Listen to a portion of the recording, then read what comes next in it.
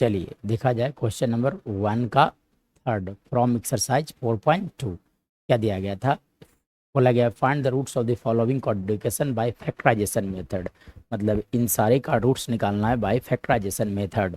सो क्या दिया गया था? लिखा गया है √2x² प्लस लिखा हुआ था 7x प्लस 5√2 इक्वल टू लिखा गया है 0। सो पहले क्या करोगे? फर्स्ट इंटू लास्ट, मतलब coefficient of x² into constant term, मतलब √2 इंटू लिख दोगे आप यहाँ से 5 इंटू √2। दैट मीन्स √2 इंटू √2 2 होते हैं, मतलब 5 इंटू 2 लिखा जा सकता है। अब एक यहाँ से इन दोनों नंबर से एक ऐसा पेयर बनाया जाए जिससे ऐड या तो सब्ट्रैक्ट करने के बाद 7 आ जाएगा। तो 7 कैसे आएगा?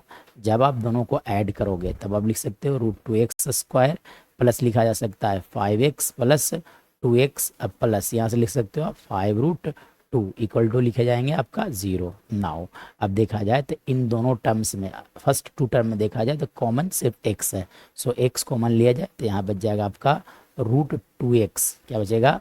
√2x आप लिख सकते हो यहाँ से, यानी कि यहाँ से आप लिख सकते हो, है ना, लिखा जा सकता है √2x प्लस 5। चलो अब देखो यहाँ 2 है और यहाँ √2 है, एक्चुअली में 2 है और √2 है, अब दोनों में कॉमन लेना है। तो ये दो जो है इसे आप इसका फैशन चेंज कर दो, लिखने का तरीका चेंज कर दो। तो दो को आप लिख सकते हो √2 इंटू √2 और यहाँ से आप लिख सकते हो √2, मतलब √2 यहाँ भी है, √2 यहाँ भी है। सो इन दोनों टर्म्स में कॉमन हो जाएंगे √2। चलो तो √2 जब बाहर आ जाएगा तो ये देखो दो को हमने लिखा √2 इंटू √2, अब एक √2 बाहर आ गया तो एक √2 रह जाएगा, x लिखा जाएगा, प्लस आप लिख सकते हो 5 equal to 0। This implies that taking common, देखो यहाँ पे √2x प्लस 5 है, यहाँ भी देखा जाए √2x प्लस 5 है।